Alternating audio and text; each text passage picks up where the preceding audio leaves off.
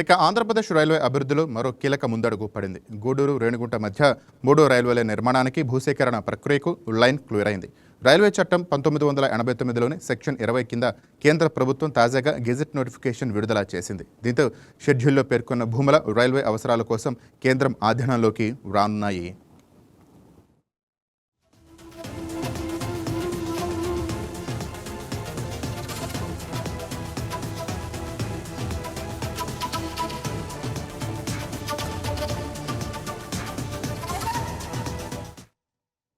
గూడూరు రేణిగుంట మార్గంలో భారీగా పెరిగిన రద్దీని తగ్గించేందుకు ఈ 3వ లైన్ను చేపట్టారు. భూసేకరణ నోటిఫికేషన్పై ఎలాంటి అభ్యంతరాలు రాకపోవడంతో తాజాగా గెజిట్ విడుదల చేశారు. దీంతో ఈ ప్రాజెక్టుకు పనులను మరింత వేగవంతం చేసే అవకాశం ఏర్పడింది.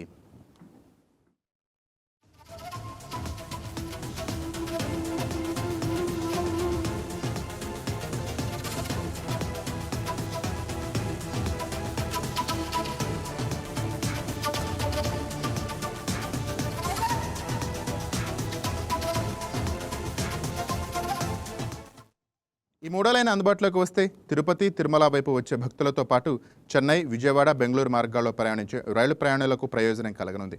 రైళ్ల రాకపోకల వేగం పెరగడంతో పాటు సరుకు రవాణాకు కూడా మరింత వెసులుబాటు కలగనుంది.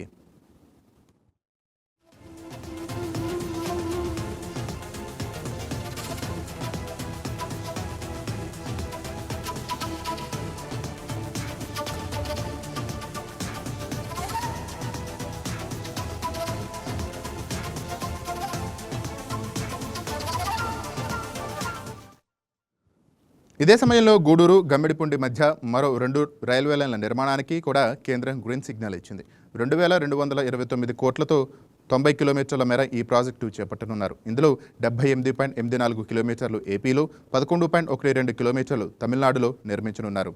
ప్రస్తుతం గూడూరు, చెన్నై మార్గంలో ఉన్న 2 లైన్లపై రద్దీ ఎక్కువగా ఉండటంతో అదనంగా 2 లైన్లు అందుబాటులోకి వస్తే రైళ్ల రాకపోకలకు మరింత సామర్థ్యం పెరగనుంది.